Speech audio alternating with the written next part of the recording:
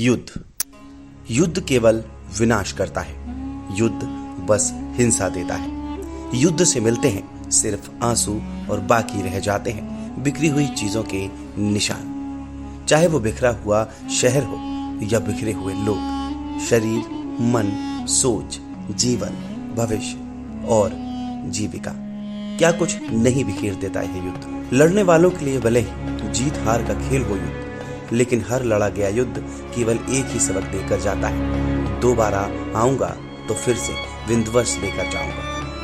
लोगों के हिस्से में घाव होते हैं, दर्द होता है, खोने और खत्म होने के किस्से होते हैं। ऐसी ही तस्वीरें इस नए युद्ध ने भी हमें दी है। यूक्रेन और रूस की जंग का एक हासिल यूक्रेन की ये तस्वीर है। यूक्रेन में फरवरी के आखिरी हफ्ते से 10 मई 2022 तक लगभग 3400 लोग युद्ध में मारे गए और लगभग 4000 से ज्यादा लोग बुरी तरह घायल हुए। युद्ध का सबसे कुरूप सच यह है कि युद्ध किसी का सगा नहीं होता। राज सत्ताएं लड़ती हैं और अपने हितों के लिए हिंसा के सबसे विकृत तरीकों का इस्तेमाल करती हैं। नतीजा भुगतती है जनता और लोग। एक बड़ी आबादी खून से सनी यादों को लेकर बाकी का जीवन जीने के लिए अभिशप्त होती है। 11 साल की याना को लीव यूक्रेन के एक सरकारी अस्पताल में ले जाया जा रहा है। ये डॉक्टर दरअसल एक दर्दनाक कहानी को गोद में उठाए हैं। 8 अप्रैल को याना और उसकी मां एक हमले में बुरी तरह से जख्मी हो गई थी। ओलेना विटर 45 का 14 साल का बेटा इवान हमेशा के लिए सो चुका है। इवान को संगीत का शौक था और एक ऑर्केस्ट्रा में संगीत बजाता था। संगीत के उन तारों को युद्ध ने निगल लिया है। पीछे रह गई है एक बिलखती मां जो अपना बायां पैर गवा चुकी है और जीवन की सबसे प्यारी चीज भी। 10 मई को एक हमले ने इस परिवार के सारे संगीत को सदा के लिए छीन लिया। इवान के पिता ने अपने बेटे को घर के बगीचे में उगे गुलाबों की क्यारी में दफना दिया है। 11 साल की याना 12 मई को अपनी मां नताशा के साथ सीमा पार करने के लिए एक ट्रेन पकड़ने जा रही थी। इसी दौरान वहां भारी बमबारी हुई और दोनों बुरी तरह से घायल हो गए। युद्ध क्या देकर जाता है, इसका अंदाजा आप इसी बात से लगा सकते हैं कि अकेले दूसरे विश्व युद्ध में करोड़ों लोगों को अपनी जान गंवानी पड़ी थी। इससे भी बड़ी तादाद घायलों की रही।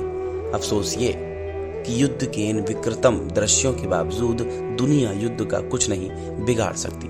याना का एक जुड़वा भाई भी है, यारिक। याना और उसकी मां के घायल होने के बाद अब यारिक ही दोनों की देखरेख कर रहा है। याना का बचपन बहुत कुछ सीखने के लिए था, लेकिन अब उसको सीखना है अपने पैरों के बिना जी पाने का कौशल। उसे सीखना है आंसुओं के आगे की कठोर दुनिया में आगे बढ़ पाने का तरीका। और यारिक को अब आगे बढ़ने से पहले पीछे छूट रही अपनी बहन की मदद करनी है ताकि वो भी जी सके, जीना सीख सके। ओक्साना महज 23 साल की है। 27 मार्च को उनके घर के पास एक भीषण धमाका हुआ। बमबारी में ओक्साना के दोनों पैर चले गए और एक हाथ भी बेकार हो गया। चलती दौड़ती ओक्साना की जिंदगी हमेशा के लिए मानो जैसे थम सी गई। अब बस आंसू हैं जो चेहरे पर चलते नजर आते हैं और चलते हैं डॉक्टरों के हाथ ओक्साना के घाव से रिश्ता खून पहुंचते हुए। ओक्साना बताती हैं कि हमने एक जोर का धमाका सुना और उसके बाद मुझे महसूस हुआ कि मेरे तो पैर ही नहीं है, बस एक खालीपन है, दर्द है और आगे पसरी लाचारी है। विक्टर ओक्साना के पति हैं और अब वही उसका आखिरी सहारा है। विक्टर और ओक्साना केवल एक दूसरे को नहीं, अपने सपनों और जिंदगी को लाचार होता देखने के लिए मजबूर हैं।